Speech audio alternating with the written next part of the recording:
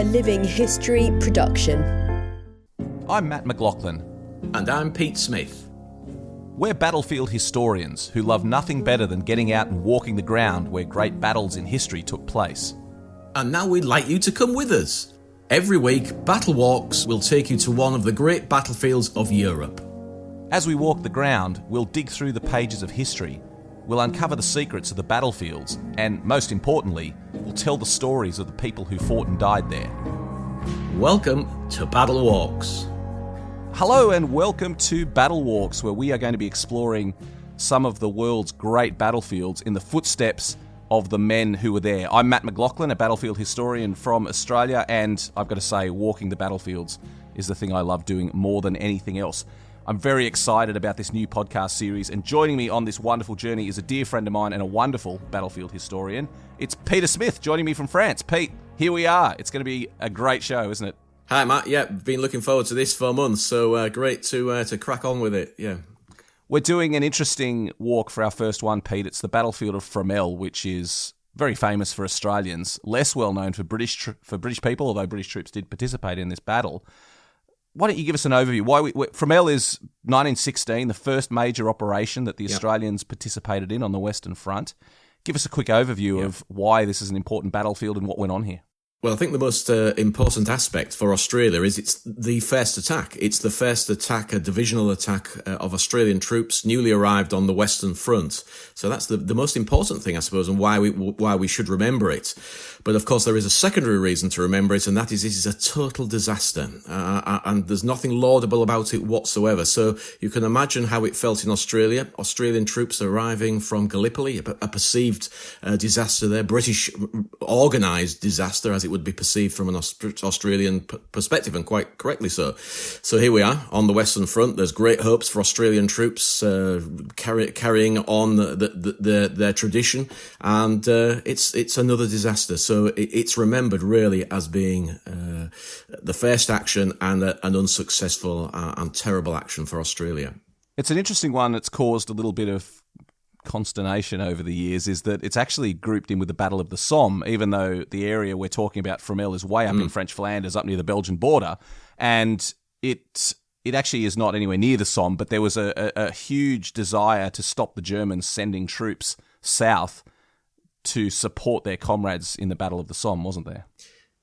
Yeah, absolutely correct. And it's interesting you should say that, because over the years of walking the ground here, I often get asked, well, how close are we to the Somme? And we're not close at all, but it's very much linked to the Battle of the Somme. And in fact, if you want to get down to the nitty gritty, the Australian attack here at Fromelles will actually help, or should, if it had worked, it's not going to work, help the Australians who are about to attack at Poitiers, because it's the same time within a few days. So there's very much a linkage to the Somme, but they are very, very different battlefields. I've always found Fromelles a fascinating battlefield, Pete, because you can walk in the footsteps of the Aussies so closely. The battlefield hasn't changed very much since the war, and it's a very moving, emotional place because of the scale of the disaster. I mean, we should say 5,533 Australians killed or wounded in basically 20 hours of fighting in this battle. Yeah. And so it is a place where you feel like you are walking with the ghosts of the dead in so many ways. Yeah, I think it's also it has another very interesting aspect, and that is it's all very visual, because the landscape is as flat as a pancake. It means that the minute you arrive, the minute you get out of your vehicle, as we head off walking across the landscape, the view is there. There's nothing impinging the view. There are very few trees. There are very few buildings.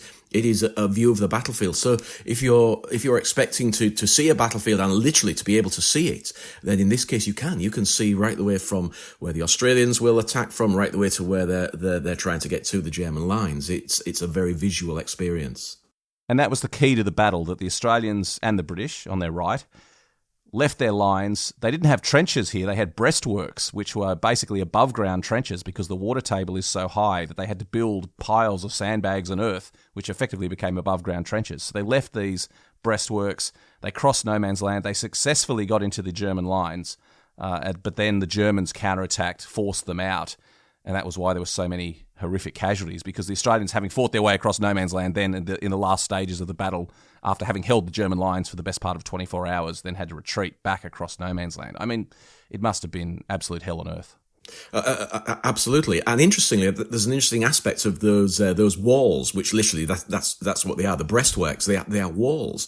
It meant that everybody knew where everybody was. Well, that makes it very difficult. It means that once the Germans were aware the Australians were coming, the whistles blew at 6:15, and over the walls they went. Well, immediately the Germans knew where they were coming from because they can visually see it.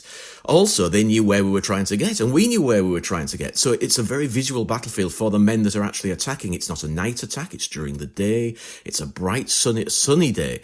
And in fact, it won't get dark until around about 10:30. So we've got hours and hours of daylight left in a landscape that is as flat as a pancake and everybody able to see what is going on.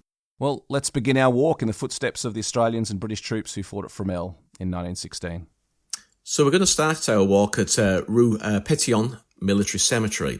Now, like all of the military cemeteries on the Western Front, created eventually and designed by the Commonwealth War Graves, or Imperial War Graves as it was called. But to my mind, it's a very visual cemetery in very many ways. More visual than others because of the straight touching lines of headstones. So what do I mean by that? Well, normally you would expect a burial to be an individual burial, a gap between that soldier's burial to the next one. Well, as you walk through the entrance into the cemetery, you can immediately see that the lines of headstones are touching. And that indicates something. And what does it indicate? Well, it indicates that what these are trench burials. In other words, there were no time for an individual burial. These were trenches that were dug, and then sadly the remains, the bodies of the soldiers were laid side by side by side by side. And that is a straightforward indicator of very heavy casualties all at the same time.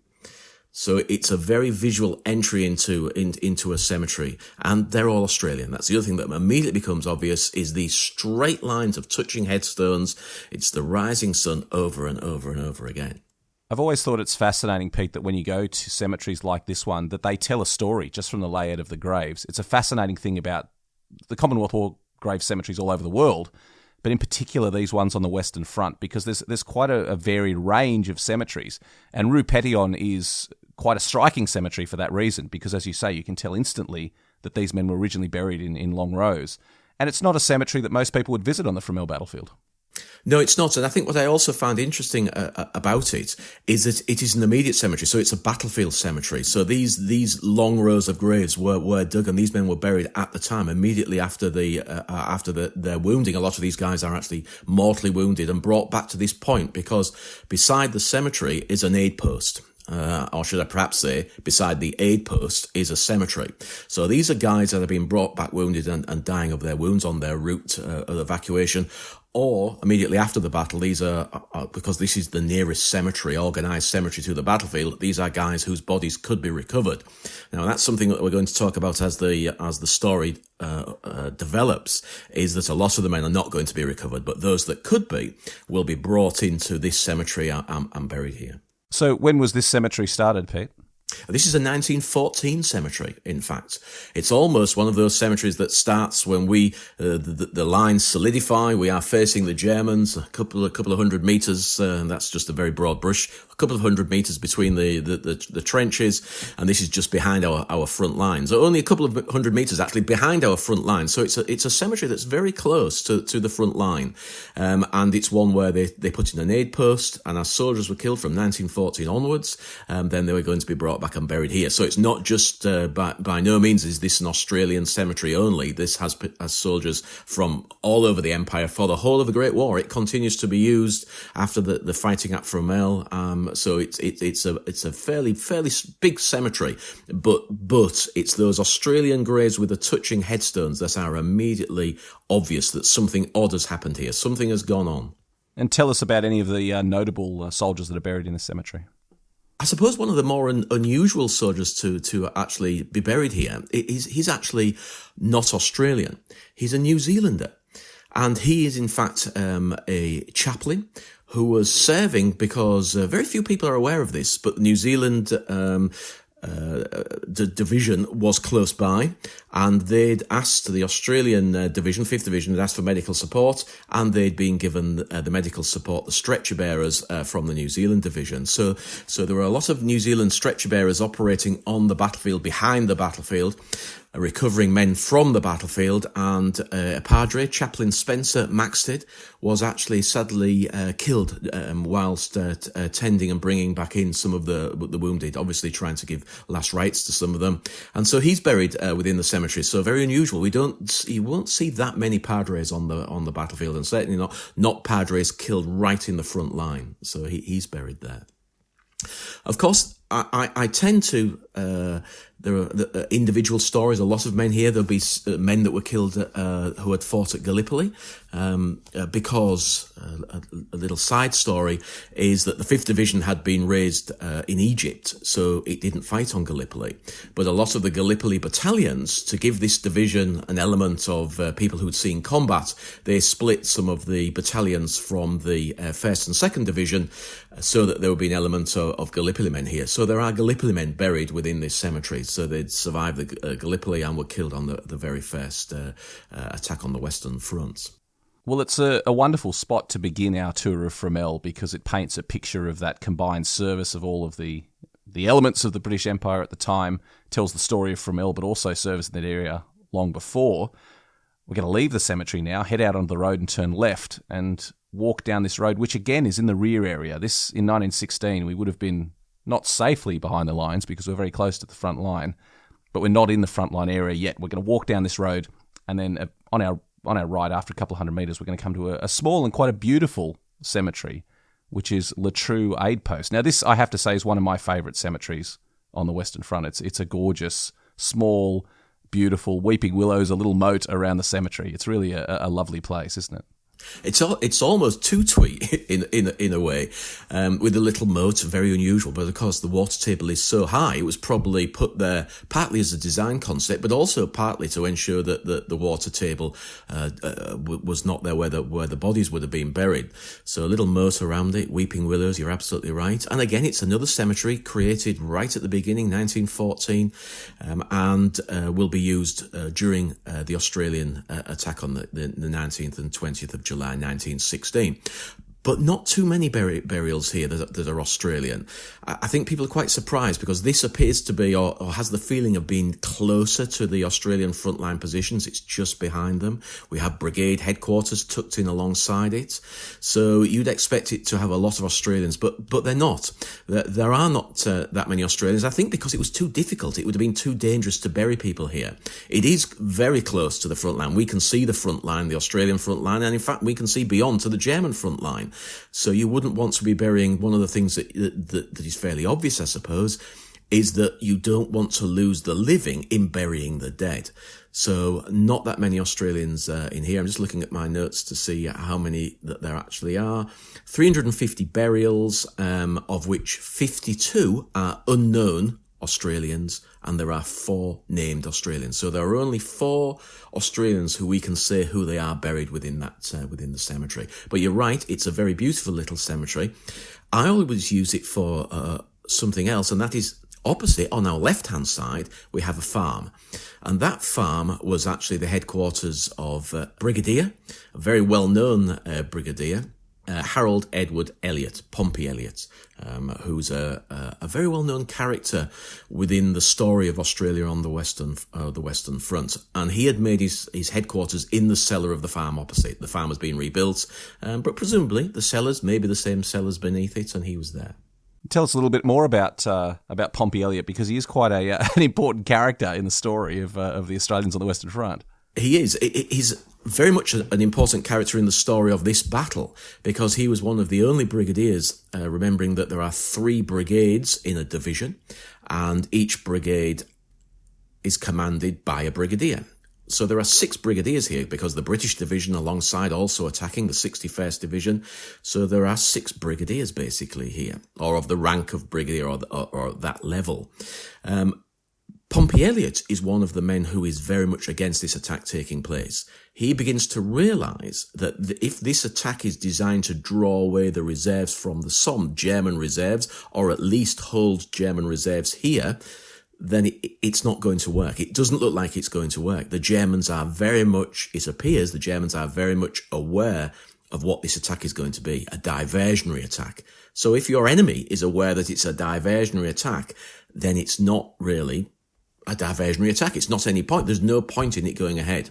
And Pompey Elliott was very much of the belief that this attack was going to squander lives, and he was absolutely right. And so he tried in his own way to stop the attack. Now, he's a very outspoken man, not a keen fan of the British upper class and the knobby officer. So he's probably too outspoken. And I think effectively he was told just to shut up and get on with it. And so he always blamed himself that he didn't make more of a fuss about this attack and try and stop it, because it's going to see the destruction of his brigade and, in fact, of the division. And it seriously affected him for the rest of his life. And sadly, in 1931, he will actually commit suicide. He had other issues, but partly because of his, as we now know, post-traumatic stress. He committed suicide in 1931. So he's a well-known character and one that will come to a very sad end. There's also accounts that he was seen openly weeping as the remnants of his brigade marched back after the disastrous attack at Fromelles. I'm not sure about that. I've seen some reports that suggest that was the case, but even if it's not true, it certainly could have been true. He felt very strongly about the welfare of his men. He was against the attack, and he was devastated by the losses that his brigade incurred. Absolutely, and to me, it feels true. It feels true for the type of man that he was, and certainly, I've actually scribbled down the account. Good God, Bill, and he's talking to a chap called Captain Bill Trainer. What's happened to my brigade? And that I can imagine the kind of thing he would say, and he was seen to be openly weeping. So. Some stories, we definitely know that some stories are apocryphal. I'm not sure about this one. I think it feels right to me. Well, leaving Le Trou, we're going to turn right. We're going to cross the main road that cuts through the heart of the Fromelles battlefield. We're going to take a little side trip here. Whenever I come to Fromelles, this is always one of the places I really enjoy going. There's a farmer's track directly opposite the road that we're now on. We're going to take that track. We're going to walk past the farmhouse. We're only going to walk a couple of 100 metres. And of course, the trenches are long gone. We're not going to get there and find the breastworks and the trenches that we would have seen in 1916. But if we walk to the end of this farm track, and especially at a time of the year, perhaps in winter, perhaps in the off-season when there's no crops in the field, this farm track leads us to the intersection between the Australian and the British lines on the Fromelles battlefield. It leads us right to the front line, looking out across no man's land. So now this is our first view across the killing fields of Fromelles, and I always love coming to this spot. Again, it's a little bit of a bonus visit that most people wouldn't go to. It's not signposted. It's not generally included on any sort of tour of Fromelles, but I always like to take people down here because when we get to the end of this farm track, we are now standing on the British/Australian lines.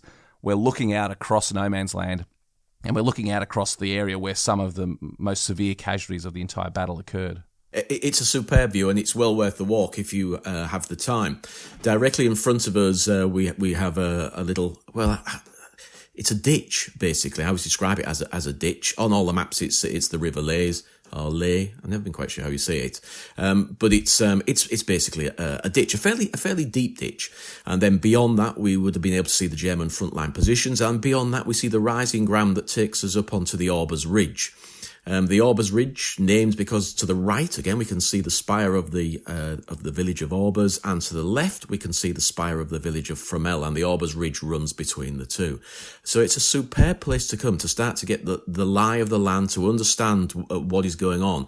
And what becomes very, very visual immediately is this is as flat as a pancake. If you have a mental image of the First World War, which many of us do, and our mental image of the First World War is black and white and flat, well, yes, it's not black and white. It's in colour, but it is seriously flat. This is the flat part of the First World War. Later on in the series, we'll be doing walks across the Somme battlefield. And again, people's visual, mental kind of imagery is that the Somme is flat. The Somme is most definitely not flat. It is rolling chalk lowlands. So it's a very rolling countryside. But this truly is flat. It's almost at sea level. So the water table is about 2-3 feet at the most below the soil level. So it's an extraordinary landscape, and one that is Beautiful in many ways, but yet terrible. Terrible if you know that you're a soldier hiding behind a breastwork, and at 6:15 when the whistles blow, you have to climb over that breastwork and in broad daylight attempt to get to the German frontline positions. As I said before, if you're fortunate to be here at a time when there's no crops in the field, we can walk across that field now. Absolutely do not do this if there are crops in that field, because thousands of Australians descend on Fromelles every year now, and the farmer, although he's quite tolerant of people coming to see the battlefield, doesn't appreciate his crops being trampled. So only do this if the fields are clear. But if you are fortunate to be there at a time when the fields are clear, we're going to go on a walk literally in the footsteps of the Australians, which to me is one of the most moving parts of the battlefield. As we walk from the farm track directly south across the battlefield, we are walking in the footsteps of the men who took part in that attack and were mown down. We're walking towards a feature called the Sugarloaf, which we will talk about shortly. That was a German strong point in the line. But the part of the battlefield, the part of the story that always gets me most, Pete, is the story of the 58th Battalion. And the story of the 58th was that they were in support. They did not take part in the first attack across no man's land. They were in support as the battle started to unravel. It was determined by the commanders that they should make a second attack, that the British troops on the right of the Australians should advance and make another attack and try to win the day. And to support them, half of the 58th Battalion was going to participate. So about 400 men were going to support them on the left. But eventually, after they realised the scale of the destruction, they decided it was a folly to try and send more men into this hell of fire. So they cancelled the attack. But the message never reached the 58th Battalion. So the 400 men of the 58th Battalion, after a slaughter had already occurred in front of them in no man's land, then left their trenches and advanced across no man's land. The Germans, now knowing that there was no risk of losing the battle, held their fire until the 58th were very close to their front line, and then they just opened fire with a hail of machine gun fire, and most of those 400 men were killed or wounded. It was one of the most futile, senseless, and just frustratingly unnecessary attacks that I know of during the First World War. Truly appalling. And of course, these men are actually part of the 15th Brigade, which is Pompey Elliott's brigade. So you can imagine why he would be so upset. From his position where he was in his farmhouse, no doubt with his binoculars, he would be able to see this as well. They were absolutely devastated trying to cross the battlefield. There's another very, very sad aspect of all of this, is that most of those men were well onto the battlefield, so they're in the middle of no man's land.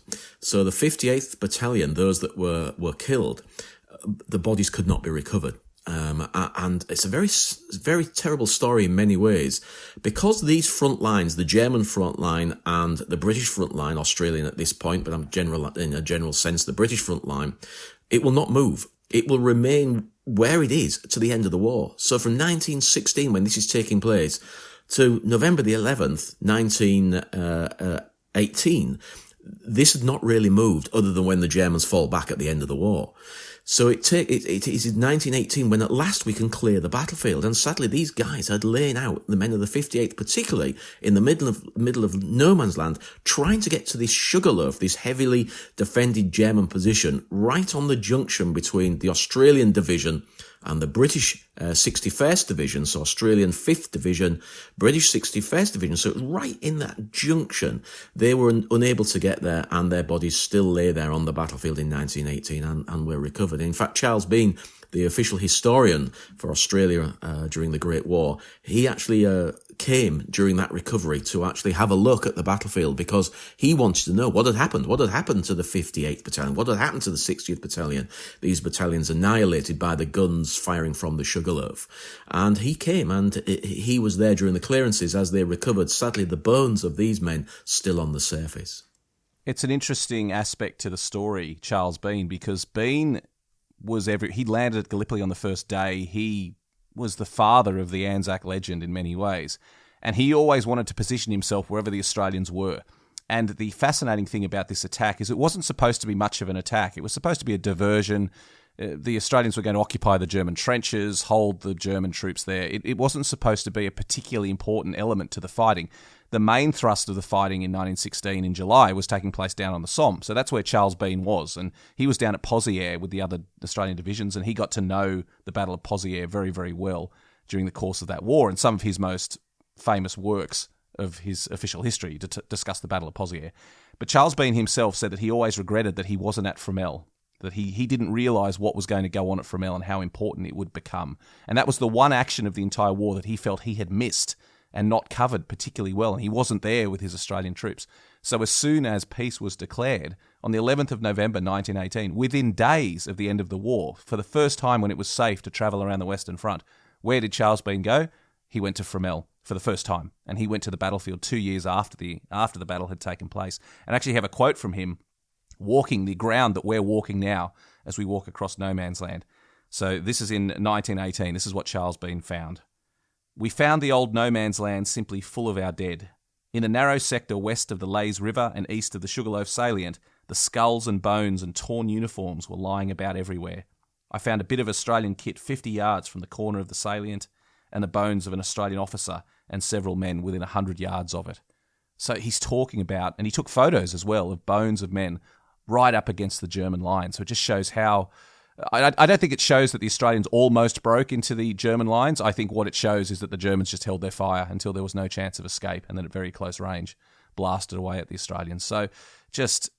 this is one of those places on the Western Front where you walk, you feel like you are walking with ghosts. And every time I've done this walk from the farm track to the Sugarloaf, you always find bullets, you always find shrapnel balls. I've found small pieces of human bone on a number of occasions, reflecting that the men lay out there for 2.5 years until they could finally be cleared after the war.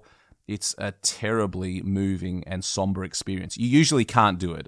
Usually when you go to Fromelles, you won't be able to walk because the fields are full of crops. But if you are fortunate to be there when the fields are clear, absolutely do this walk to the Sugarloaf from that farm track, because it's one of the most haunting aspects of the entire battlefield. I couldn't agree more, Matt, and very lucky this year. With my young son, we literally walked from one side to the other because they'd had wheat in there and the wheat had been harvested, and so it was perfect for walking. It was dry and extraordinary. And you're absolutely right. My young boy, he's only 5, bent down, picked up cartridges from off the field. It's as easy as that. He could see them. We call it treasure. And he picked up these little cartridges and just extraordinary. There's another very sad aspect of this. These guys that were left on the battlefield to the end of the war, these bones that were recovered, I wondered why we couldn't identify these men. Because surely, if those bodies had lain there since 1916 to 1918, they've not been disturbed per se by anybody or other than the randomness of the war. When they were recovered, surely they would have their personal belongings around them, and we'd be able to see who they are, because these guys will be moved into the nearest cemetery, which is a cemetery called VC Corner, which we're going to head to in a minute, and they're buried within VC Corner Cemetery. VC Corner Cemetery, 410 men buried within the confines of the walls, and not a one has an identity. It's the only all-Australian cemetery on the in France on the Western Front, and all unknown. So how is that possible? Well, I came across a very interesting account from a New Zealand stretcher bearer who has been tasked not to recover the bodies. He's been tasked to go out with patrols after the Australians have gone. And he's been warned that he's going to come across some absolutely appalling sights. And those appalling sights of men all over the battlefield, all over this battlefield, he's been told he must, every time they come across a man, they must check in their pockets, remove their pay book, remove any personal belongings, and remove their identity discs. A couple of interesting points there. One is that they're carrying their pay books, not normally done after this. It would be very unusual for a man to go into action with his pay book because it's going to tell you all about him. So they're normally handed in. But in this case, the Australians were carrying their pay books. And of course, that's great. It means families have closure. It means they know for certain that their relative is dead. But what it also does, it denies a name to those human remains when they are eventually going to be recovered in 1918. So that's why they're all unknown. It's not because they'd lost, or somehow we lost their identity discs, we lost their private belongings, which were giving you clues. All of that was collected, gathered up, and brought back by the New Zealanders, clearing the battlefields or removing things from the dead in that period after the fighting. Also, interestingly, some of those belongings went home.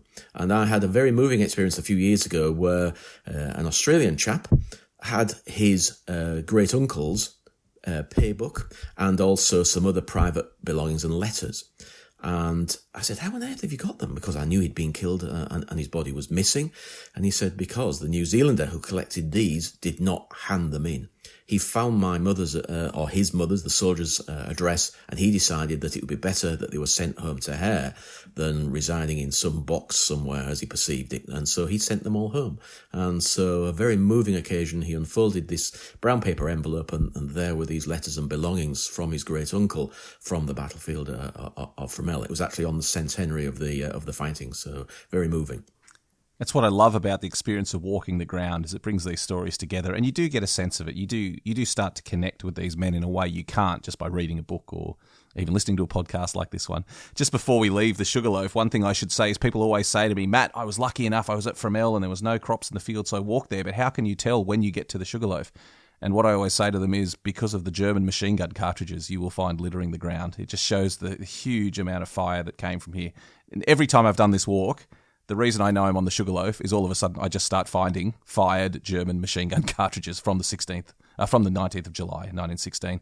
Just extraordinary that a century later we still see those remnants of the battle. And you mentioned it as well, walking with your boys and picking up cartridges from the field. Just extraordinary.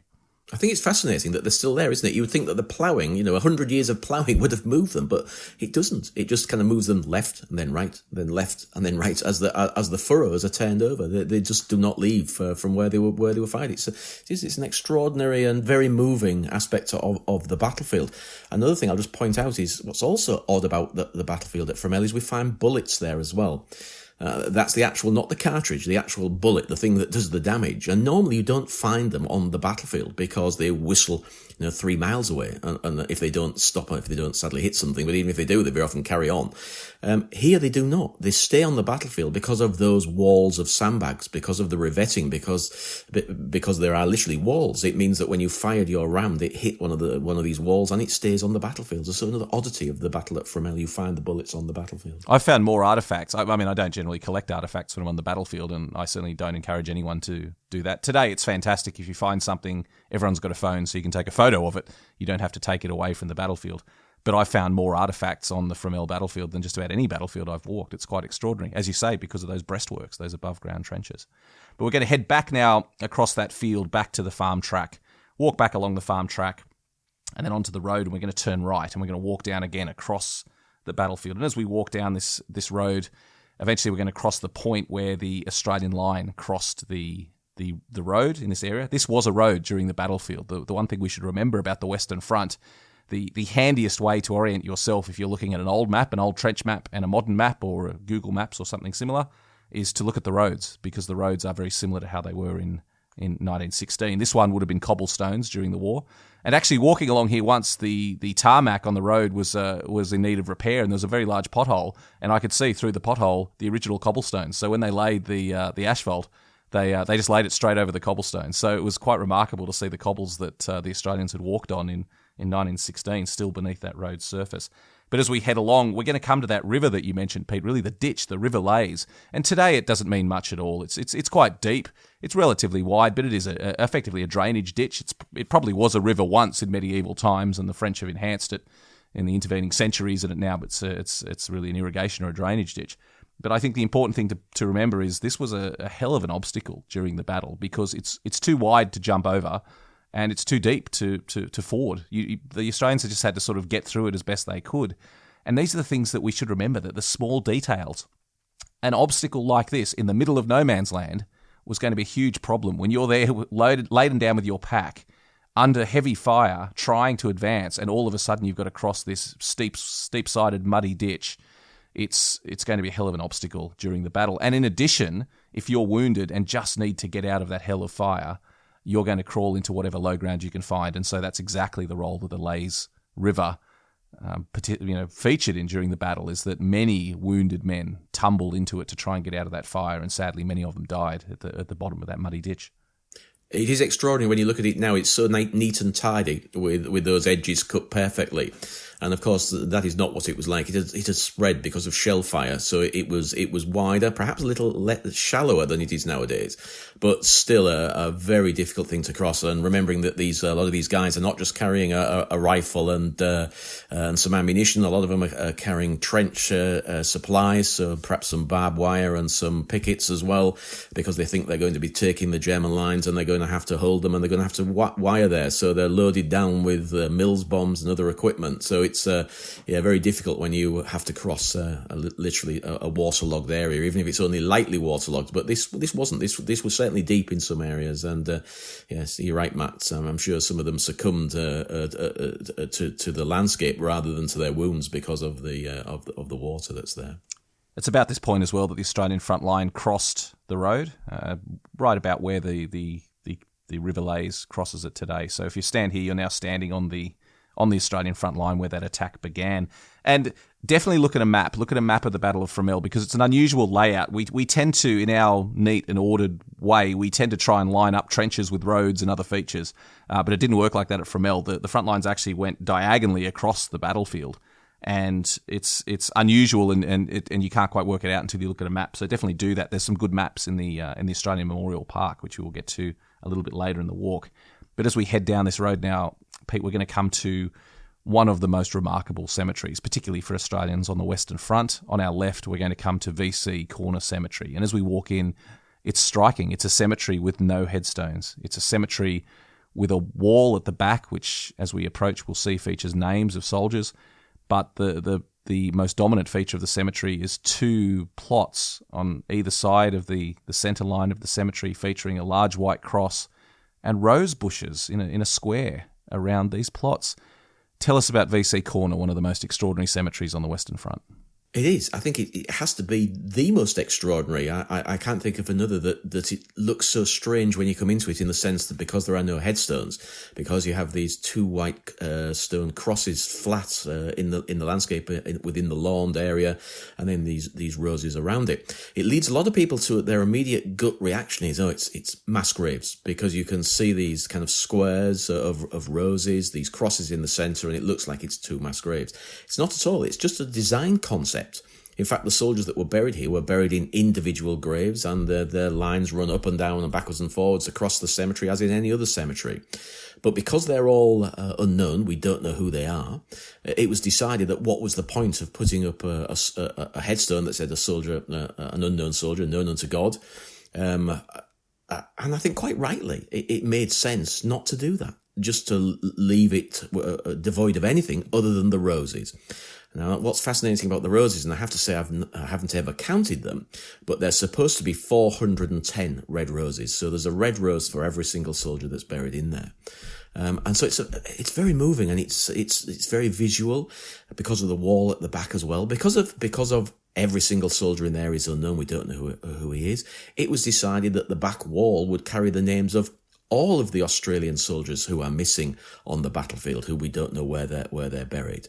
So the 410 men that are buried within the cemetery are actually very close to their names. We can't link them together, but those 410 names will be on the wall very close to where they now lie. So I think it's a very clever cemetery. It's clever in its concept. The walls around it, I always use as a prop when I'm in there, especially with student groups. We can walk across to the wall on the right-hand side, and it's, about 4 or 5 foot high. And so all you have to do is squat down behind it, and you immediately get the feel that you're behind the revetments, behind the breastwork. And it's very helpful to, if you have a little whistle, which I very often carry with me on the battlefields, blow that whistle, imagine it's 6:15, and stand up and prepare to climb over that wall. So I find it very helpful as well, looking across to the German lines. But if we walk to the back wall, we have one of the standard things every single Commonwealth War Graves has, a cross of sacrifice, a beautiful, it's Jurassic limestone, white cross, and on it, emblazoned upon it, is a sword, and it's known as a two-handed crusader sword. So beautiful white, it looks white in the sunlight, and behind it then this wall with all the names on. We should mention at this point as well that we're talking about the attack at Fromelles. That's the ground we're covering here. And in a later podcast, we will talk about the other aspect that Fromelles is most famous for, which is the recovery of the missing in the early 2000s up to 2010, when they found a mass grave near Pheasant Wood. And we will tell that story about the recovery and the DNA testing and the identification of all these Australian bodies, which is just an extraordinary footnote for the Battle of Fromelles. But for decades when I was coming here before that story, and now as for decades after the war, that wall at the back of the cemetery was the only memorial to these missing men. And it's about 1,299, I believe, was the number of original men missing from the battle. So about 1,300 Australians missing from probably over 2,000 that were killed. So just an extraordinary proportion. But we'll tell the story of Pheasant Wood in a later podcast because it's an absolutely fascinating footnote to the story.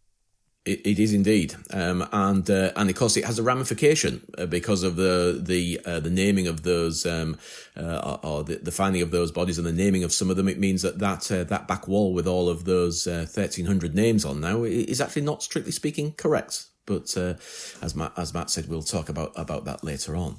What I find is interesting when you look at that, the names emblazoned upon this wall, that we see a lieutenant colonel, commander of one of the battalions.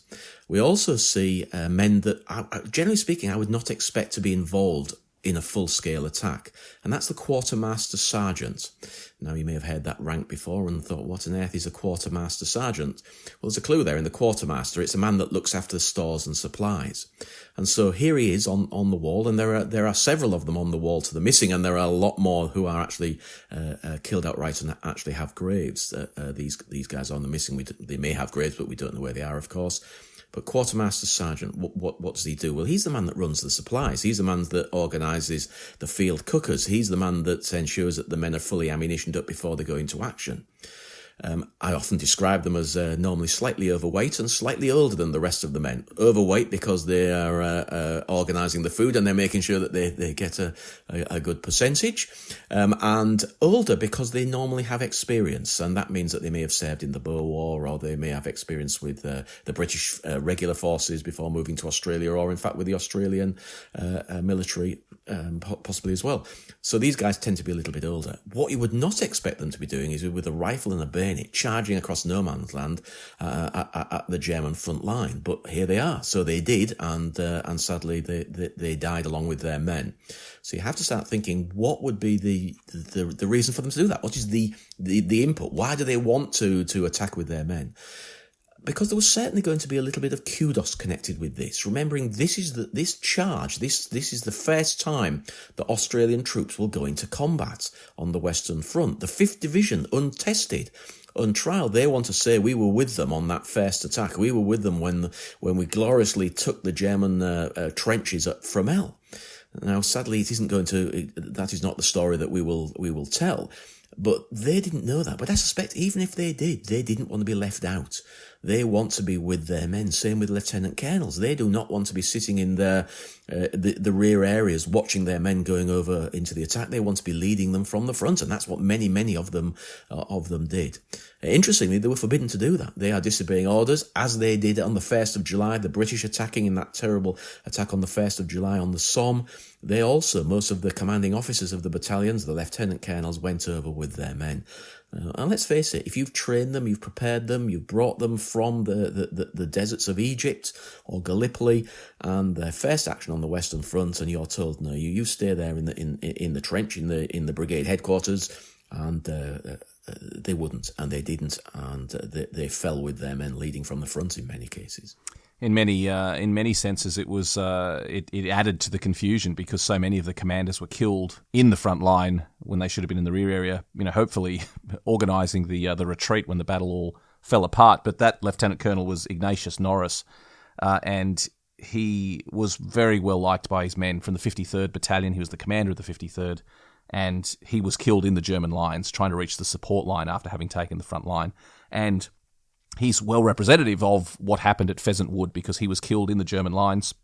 The Germans later buried the soldiers that they'd recovered in their own lines at this mass grave of Pheasant Wood, and Lieutenant Colonel Norris was one of the soldiers who in 2010 was identified thanks to DNA and removed from that mass grave. So even though his name still appears on the wall, at VC Corner Cemetery, he now has a known grave in Pheasant Wood Cemetery. Just a couple of things I want to focus on before we leave, Pete. Firstly, what will happen to those names on the wall? I mean, assume when they eventually get around to it, they will remove those names from the wall at VC Corner. I don't think they're going to, Matt. I've actually had a conversation with the Commonwealth Wargrave stonemasons, and I think the thinking at the moment is all the names have been recut in recent years, and I think the thinking at the moment is they will not remove them because they do not remove them from other memorials to the missing. When they're found, the only memorial that they did was the very striking and large memorial on the Somme battlefield at Thiepval, the Thiepval Memorial to the Missing. In the right the way up to the 70s, if you were found on the battlefield identified, your name came off the Thiepval Memorial. But they stopped that, I think, in the 70s. It may be even earlier than that. But that was the only memorial that had the names taken off. If we go to Tynecott and the walls at the back of Tynecott, or to the Menning Gate, these are both big memorials to the missing. Then soldiers have been found on, there's a named on those walls, and their names have been not been taken off. So I think they won't remove the names because it sets a precedence that is difficult to then follow through. If you start looking back, do you start taking the names off all of the other memorials? So I don't think their names are going to be removed. The paperwork and documentation is changed. So the online documentation where you can look up a soldier to find out what happened to him, that will be corrected. But effectively, they will be named in two locations. In fact, it's the same for Australians, commemorated at Villers-Bretonneux on the memorial to the missing, for the missing of France. If you are found in the field just outside my house, where I live on the Somme battlefield, and you are identified, then you will end up getting your own grave, but your name will not be removed from the memorial to the missing at Villers-Bretonneux. So I don't think their names are going to be removed. But it's interesting. It's one of those nuances of the battlefield that has caused some consternation with some people, whether they will remove those names or not. The other thing we should mention before we leave the cemetery is the name, VC Corner. It doesn't mean that every man in the cemetery has a VC, or there's no VC winners recorded on the wall at the back. It was a name that came about much earlier in the war, wasn't it? It was indeed. There's a little bit of debate about how the name came about. So I actually tell two stories. One is that in 1915, there's a British soldier was awarded the Victoria Cross in the area. That isn't the story that I believe. I think it's a little bit more random than that, a little bit more interesting perhaps, is that this was a very, very dangerous spot. VC Corner was on a kink, an elbow on the road, patrolling from our front lines. When you got to that position, then you were well into no man's land, and you became fairly, if you weren't very, very careful, you would be spotted by the Germans. So it's really, if you go down there, mate, you're liable to get the VC. In other words, what they're really meaning is that it's a dangerous place, a very dangerous spot on the battlefield. So you have to be very careful, or you're going to get the VC, i.e. you may be killed. So I think that's more likely where it came from, that it's, go down there, mate, you're liable to earn the VC. Well, it's a beautiful cemetery. We're going to leave it now. Make sure you sign the visitor's book as well at the front of the cemetery, because that's the only way of knowing that people have actually been there. We're going to leave VC Corner Cemetery, and I always, as I walk out those gates and you're looking across the battlefield, it's just striking that it's a desolate place. Even today, even with crops in the field, it's not one of those corners of France that I think is beautiful. It's a haunting place. And as we turn left, we're now walking again in the footsteps of the 53rd Battalion that Lieutenant Colonel Norris commanded in that battle. We're walking in his footsteps now, right in the heart of no man's land. That road was there during the war. As we walk along this road, we're walking in the footsteps of the 53rd Battalion with Australians on the left and right. Just imagine the scene if you were fortunate enough to still be standing as you walked along that road, or ran along that road in 1916. Just men falling all around you. It would have been absolutely horrific. And as we continue along that road, up ahead on the left is the other major prominent feature of the battlefield, which is the Australian Memorial Park at Fromelles. Really quite a remarkable memorial to the Australians that were there. It was only opened in the 1990s. There was no permanent memorial to the Australians except for the cemetery on the Fromelles battlefield. And I think even though there was a flurry of activity in the 1990s and Australia built more memorials than just about anyone else on the battlefields, I think it is appropriate that particularly ones like this one were built, because that was the time when Australians really started visiting the battlefield in numbers, and there was no focal point for Australians to come and pay their respects on the Fromelles battlefield. And today it's a really wonderful memorial. So it's the Australian Memorial Park. There's the remains of several German pillboxes there, concrete pillboxes that were not there during the fighting. They were built later in the war, but also the absolutely striking Cobbers statue. Pete, you've been visiting this Memorial Park for a very long time. Give us your impressions of arriving at the Australian Memorial Park. Well, I think what you say is absolutely spot on, Matt. It's okay having a cemetery, but you really need somewhere where Australian visitors and others could come and commemorate the Australian effort here, because it's in absolutely the right location. And I think that's the bit that I always find fascinating. When they decided to put the Memorial Park where it is actually the section of line that was captured by the 53rd Battalion and others who supported them. But it's that little bit, because we held for a very short period a section of German trench. So don't think that everything was lost. It wasn't. Australia did an unbelievable job in getting across no man's land and taking, in that first rush, taking a section of German trench. And that section is where the Memorial Park is. So there's a very good reason to be there. We're commemorating Australian success, no matter how fleeting and brief. This is where they got to. The depiction of an Australian soldier carrying his wounded comrade is very, very striking, and it's one of my favourite memorials on the Western Front. Designed by Peter Collette, who's the artist, and I think he did a superb job. And it depicts literally a figure. So it's Sergeant Fraser who is carrying one of his wounded comrades off the battlefield. So it's not just, again, a random picture of vision of two Australians. It tells its own little story. So what is going on? Well, Sergeant Fraser was one of those that disobeyed orders, because there was this battlefield is so flat and so dangerous. At the end of the physical fighting, there are men out in no man's land, wounded, dead, everywhere. Those that have got back. But the guys in the front line trench, they can hear them. They can hear them calling for help.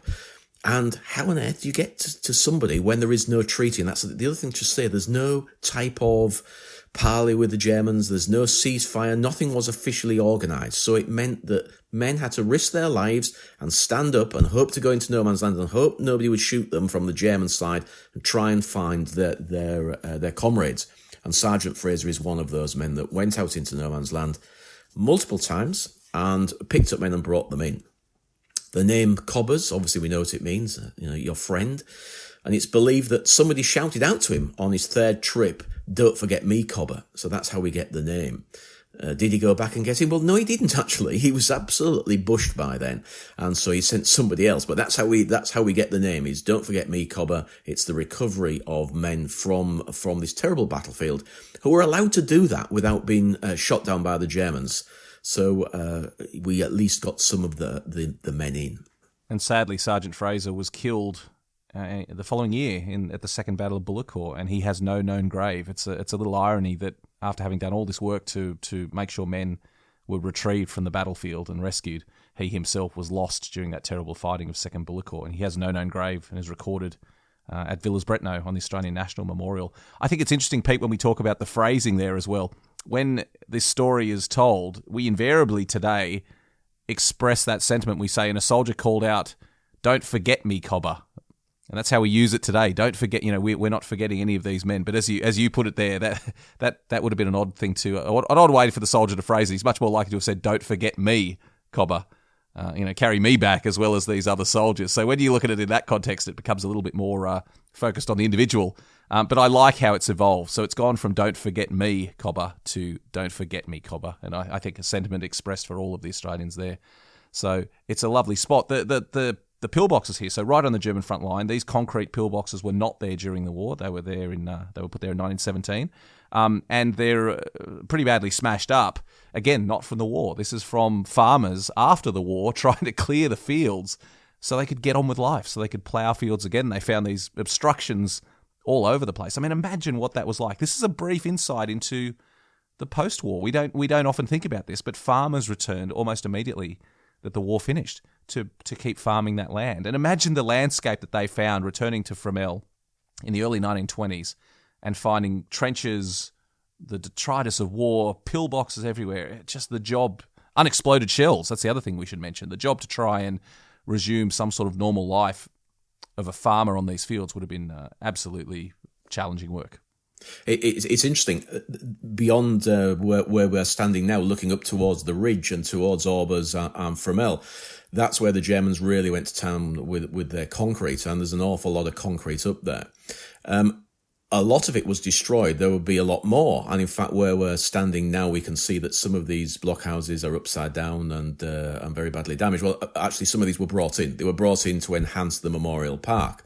But perhaps the most interesting one is the one that's right at the end of the park. If you walk past Sergeant Fraser on your right-hand side, down to the end, and we can see one which gives you an insight into how they got rid of them. And what they did, effectively, that detritus of war that was everywhere, the ammunition especially, very, very dangerous, and dangerous to the farmers coming back, so they gathered it together. And what did they do with it?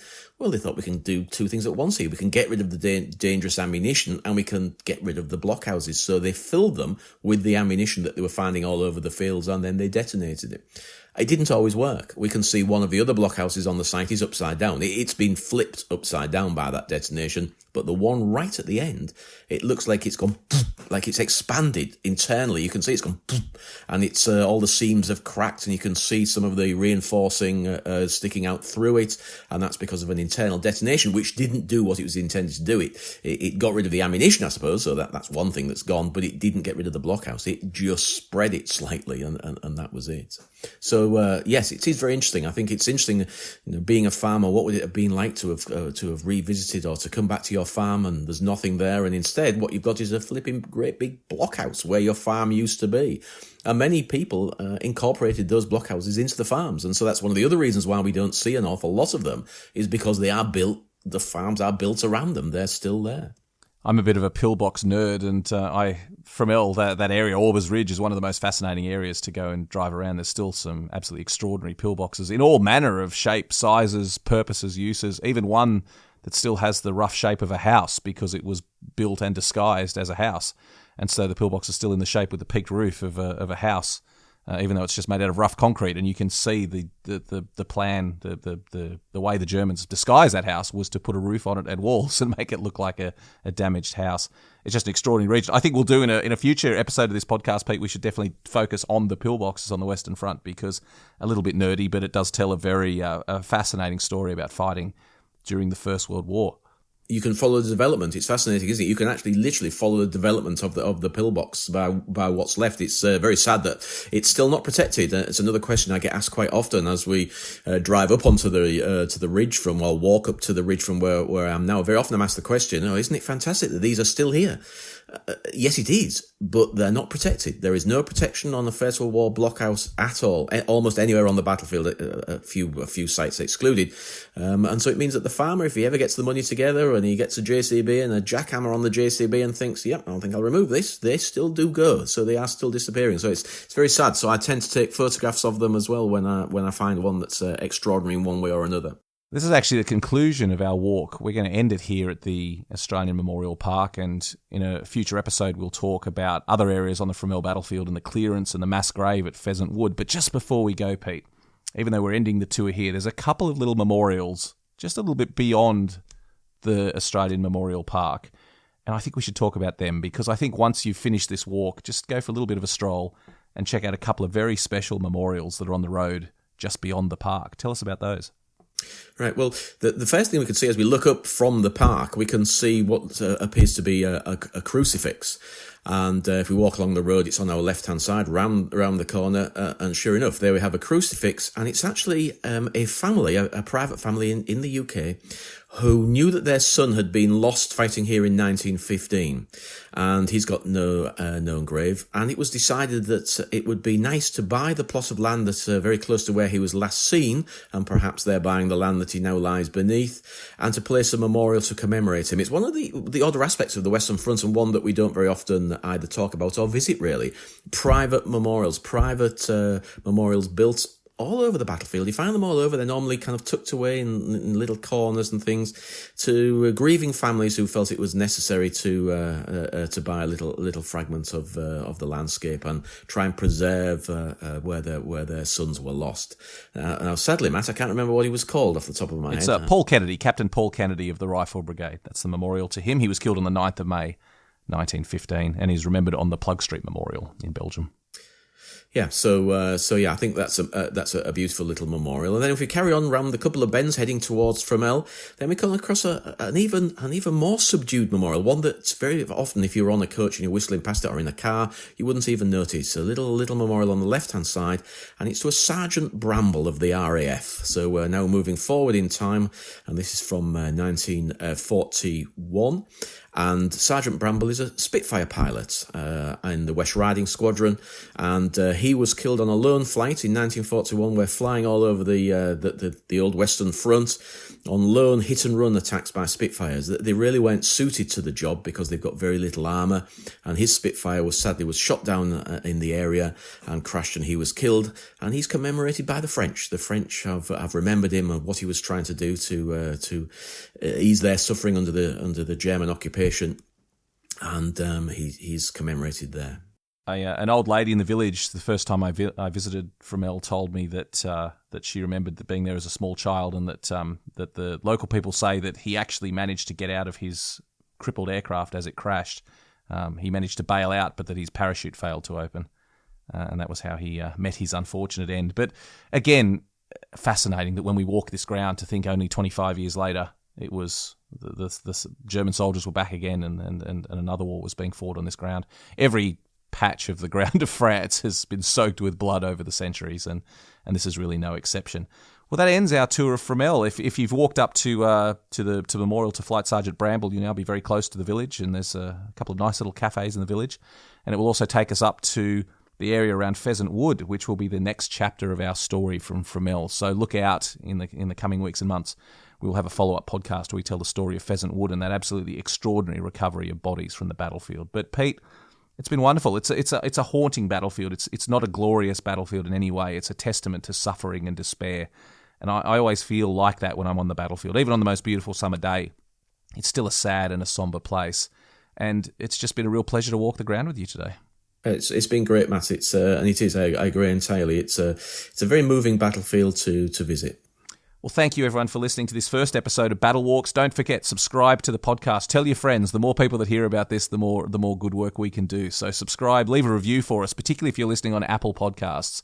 Those reviews really help people find the podcast, and give us a 5-star rating if you're feeling generous. But tune in next week. We'll be coming out every week with these wonderful walks across the battlefield. So just thank you for joining us on Battle Walks, and we will talk to you again. Pete, thanks for joining us. Pleasure. Great. Looking forward to it.